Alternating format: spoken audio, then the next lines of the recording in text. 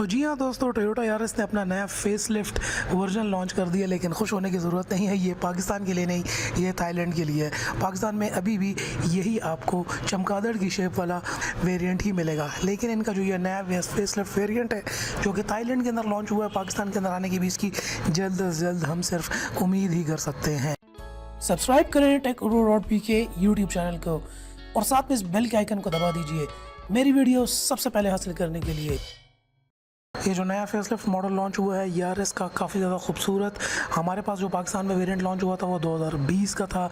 4 साल हो गए हैं, अब तक जो है कोई नई वेरिएंट, कोई नई अपडेट या कोई नया फेसलिफ्ट मॉडल हमें यहाँ पे देखने को नहीं मिला। यहाँ पे थोड़ी सी बात कर लेते हैं यारिस के इस नए वेरिएंट की। तो यहाँ पे देखने को मिलता है इसका डिज़ाइन जो है कम्प्लीटली चेंज किया गया है।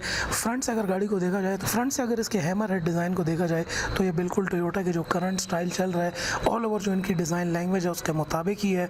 फ्रंट बेम्पर को देखा जाए तो इसके अंदर शार्प एंगल्स और लाइंस को जो है शोकेस कर दिया गया है। साइड प्रोफाइल से अगर गाड़ी को देखा जाए तो वही कट्स इसके अंदर मेंटेन किया गया है। गाड़ी को उस टाइम पे जो फेसलिफ्ट वर्जन है इसको जो है अब हैचबैक की शक्ल भी गाड़ी को दे दी जा चुकी है। पीछे से गाड़ी की बात करें तो पीछे से भी गाड़ी देखने के अंदर काफ़ी खूबसूरत है। जो बैक बम्पर्स हैं इसके अंदर जो ये वेंट्स दिए गए हैं फॉल्स वेंट्स हैं, ये रियल वेंट्स नहीं है।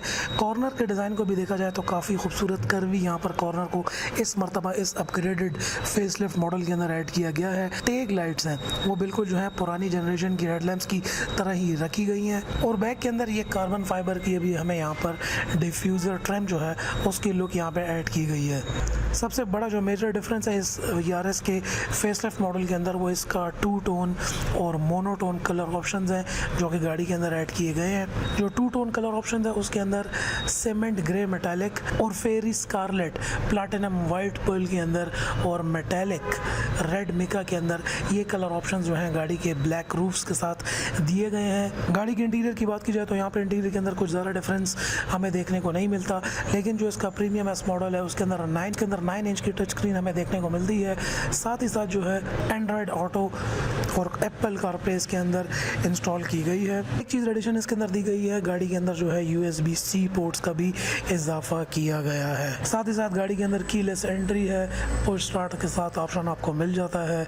6 स्पीकर्स भी गाड़ी के अंदर इंस्टॉल किए गए हैं। पैरानोमिक व्यू मॉनिटर भी हमें यहाँ पर देखने को मिलता है। लेकिन ओवरऑल अगर आप इसके डिज़ाइन को देखा जाए तो बिल्कुल वो करंट यारिस के साथ ही मैच है। इंटीरियर डिज़ाइन के अंदर कुछ मेजर और बड़े चेंजेस नहीं किए गए। कि इमरजेंसी ब्रेकिंग को इसके अंदर इंस्टॉल किया गया है, साथ ही साथ लेन डिपार्चर वार्निंग को भी इसके साथ इंस्टॉल किया गया है। ब्लाइंड स्पॉट मॉनिटर भी इस अपग्रेडेड वर्जन के अंदर इंस्टॉल किया गया है। अफसोस से ये सारे ऑप्शन जो हैं पाकिस्तानी यारिस के अंदर आपको देखने को नहीं मिलते, लेकिन इस साल के एंड तक एक्सपेक्टेड है कि हमारे पास भी ये अपग्रेडेड और फेसलिफ्ट वर्जन जो है यारिस का पाकिस्तान के अंदर भी लॉन्च हो। ये मॉडल जो था वो थाईलैंड के लिए था और पाकिस्तान के लिए भी हम उम्मीद ही कर सकते हैं। कंपनी जो है यहाँ पे गाड़ी की जो है वो फ्यूल इकॉनमी इस अपग्रेडेड वर्जन की जो क्लेम कर रही है वो 23.3 किलोमीटर पर लीटर क्लेम कर रही है। वो तो देखने के बाद ही पता चलेगा।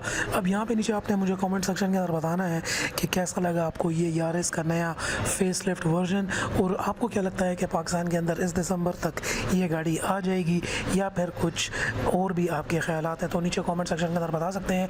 वीडियो पसंद आई हो तो इसको लाइक करके शेयर कर दीजिएगा और सब्सक्राइब कर बटन भी ज़रूर दबा दें और साथ में बेल आइकन को भी। मिलते हैं फिर आपसे इंशाल्लाह नेक्स्ट वीडियो के अंदर।